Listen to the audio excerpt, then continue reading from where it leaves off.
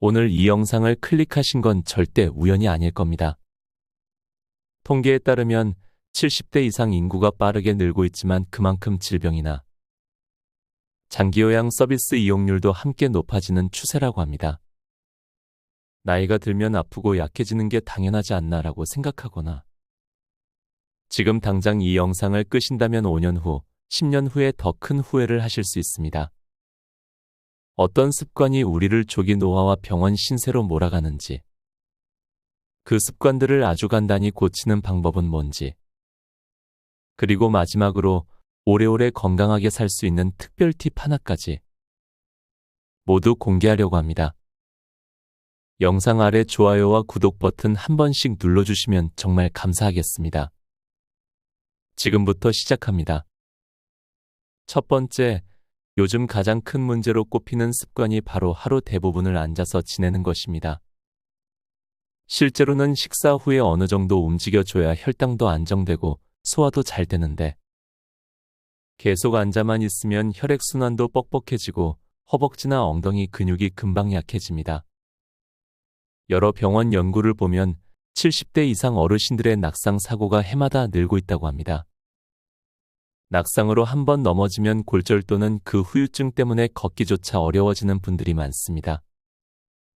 낙상 사고 중 상당수가 하루 종일 실내에서 앉아있다가 잠깐 일어설 때 다리 힘이 풀려서 넘어지는 경우라고 합니다. 참 어이없지만 그냥 누워 지내다 보면 더더욱 근육이 빠르게 줄어듭니다. 움직임이 적어지면 점점 몸이 축나고 또 몸이 약해지면 더 움직이기 싫어지고 이게 악순환이 됩니다. 그러니 평소에 30분에서 1시간마다 한 번씩은 꼭 일어나서 몸을 풀어주시면 좋겠습니다. 귀찮고 힘들어서 못하겠다 싶지만 꼭 뭐 대단한 스트레칭 동작을 해야 하는 게 아니라 그냥 방 한 바퀴를 돈다거나 식탁에 물컵을 씻으러 부엌에 간다거나 잠깐 마당에 나가 바람을 쐬고 오기만 해도 괜찮습니다. 걷기 운동도 일부러 시간을 내기 어렵다면 이렇게 자잘한 움직임을 자주 만들어주는 것부터 시작해보세요. 몸은 계속 써야만 유지가 됩니다. 두 번째 습관은 근육, 특히 허벅지와 복부 엉덩이 근육을 방치하는 것입니다. 나이가 들면 근육은 자연히 줄어들고 운동을 안 하면 그 감소 속도가 훨씬 빨라집니다. 특히 허벅지의 근육이 부족해지면 일어설 때 휘청거리고 걷다 보면 무릎에 무리가 와서 금방 통증이 생깁니다. 그래서 어떤 병원에서는 걸으면 무릎이 아프니까 걷지 말라고 하기도 하는데 그 말대로 아예 안 걸으면 근육이 더 빠르게 녹아내립니다. 나중에는 계단 한 칸도 못 오르고 조금만 걸어도 숨이 차서 주저앉게 됩니다. 사실 근육 운동이라고 해서 꼭 헬스장 가서 하는 걸 떠올리실 필요는 없습니다. 가벼운 맨몸 운동으로 의자에 앉았다가 일어서는 동작을 10번씩 하루 2번 하시는 것으로도 허벅지 근력이 꽤 좋아진다고 합니다. 또 벽 짚고 발 뒤꿈치를 들어 올렸다가 내려놓는 운동도 종아리 근육 강화에 아주 좋습니다. 지역 보건소나 복지관에서도 요즘 건강 운동 프로그램을 많이 운영합니다. 잘 알아보시면 거의 무료나 저렴한 비용으로 전문가가 동작을 봐주기도 합니다. 한 번쯤 방문해서 내 무릎이나 허리에 안 좋은 동작은 뭔지, 어떤 운동이 괜찮은지 물어보면 정말 큰 도움이 됩니다. 세 번째 습관은 물을 거의 안 마시는 것입니다. 젊을 때는 갈증을 느끼면 바로 물을 마시는데 나이 들면 갈증 신호가 둔해져서 물을 잘 안 찾게 됩니다. 그런데 물을 적게 마시면 혈액이 끈적거려서 혈압도 올라갈 수 있고 신장이 노폐물을 걸러내기도 힘들어집니다. 변비도 심해지고 살짝 탈수 상태가 되다 보니 온몸이 피곤해집니다. 어떤 분들은 평소에 거의 물을 안 마시는데 문제없던데 하시지만 사실 몸이 서서히 신호를 보내고 있는데도 본인이 못 느끼는 것입니다. 아주 간단하게는 소변 색을 보시면 됩니다. 너무 진한 노란색이면 이미 수분이 부족하다는 뜻이니 그럴 땐 한 컵이라도 조금씩 자주 마셔주세요. 물 얘기가 나오면 커피나 녹차를 많이 마시는데 그거면 충분하지 않냐 하기도 하는데 카페인은 이뇨작용을 해서 오히려 수분을 더 배출시킵니다. 그러니 가능한 한맹물이나 미지근한 보리차, 옥수수차 같은 걸 챙겨 드시는 걸 추천합니다. 매일 아침 일어나면 한 잔, 식사 전후에도 한 잔, 자기 전에 또 한 잔. 이렇게 규칙을 만들어 두시면 좋겠습니다. 네 번째 습관은 사람 만나기 귀찮아하고 사회적 활동을 스스로 끊어버리는 것입니다. 예전에는 자주 모이던 친구들이 하나둘씩 거동이 어려워지거나 자녀가 바빠서 못 온다거나 스스로도 나가는 게 귀찮다는 마음 때문에 바깥 활동이 확 줄어드는 경우가 많습니다. 그런데 의외로 이게 정신적, 육체적 건강을 굉장히 많이 갉아먹는다고 합니다. 최근 해외 연구에서도 사회적 고립은 흡연이나 비만만큼이나 수명에 악영향을 주는 것으로 밝혀졌습니다. 사람이 대화를 나누고 웃고 떠들면서 스트레스를 풀고 뇌를 끊임없이 자극하는 건데 이런 기회가 줄어들면 뇌도 점점 기능을 잃어버리고 우울감이 심해질 확률이 높아집니다. 그래서 굳이 대단한 약속이 아니더라도 일주일에 한 번은 누군가와 통화를 하거나 직접 만나서 차 한 잔이라도 하시길 권해드립니다.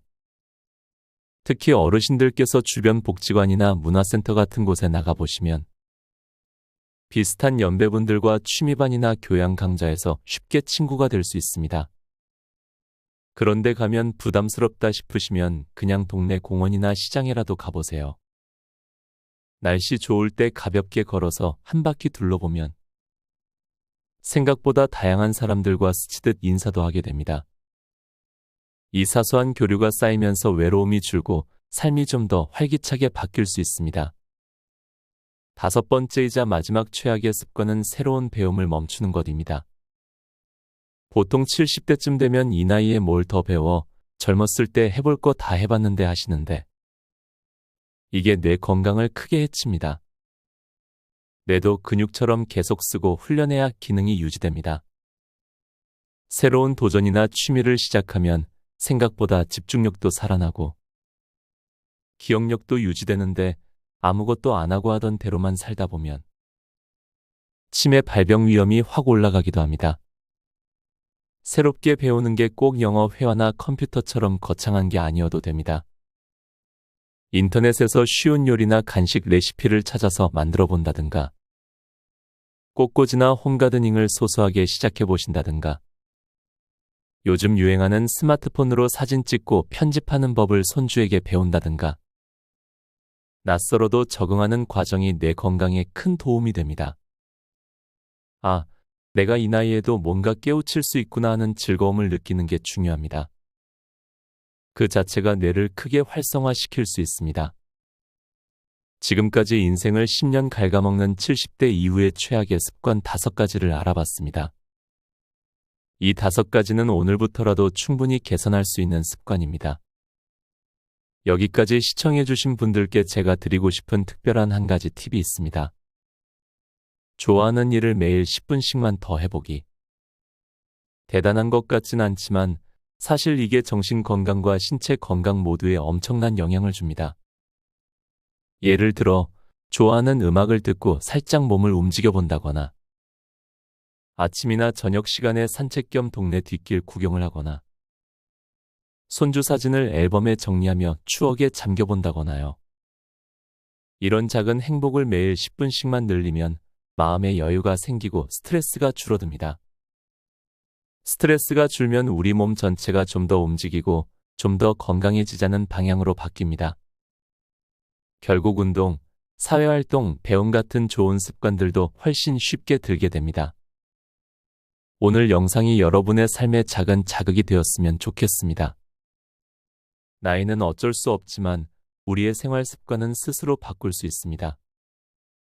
한 살이라도 더 젊을 때 시작하면 80대, 90대에도 거뜬히 산책하고 가족들과 여행 가고 즐겁게 지낼 힘이 생깁니다. 아직 주저하고 계신 분이 있다면 오늘부터 딱 일주일만이라도 해보세요. 일주일 뒤에 분명 몸과 마음이 달라졌다는 걸 느끼실 겁니다. 구독과 좋아요 한번 눌러주시면 앞으로도 더 유용한 건강 정보 빠르게 전해드리겠습니다. 저는 여기서 인사드리겠습니다. 함께 건강하고 더 오래, 더 행복하게 살아요. 여러분, 감사합니다.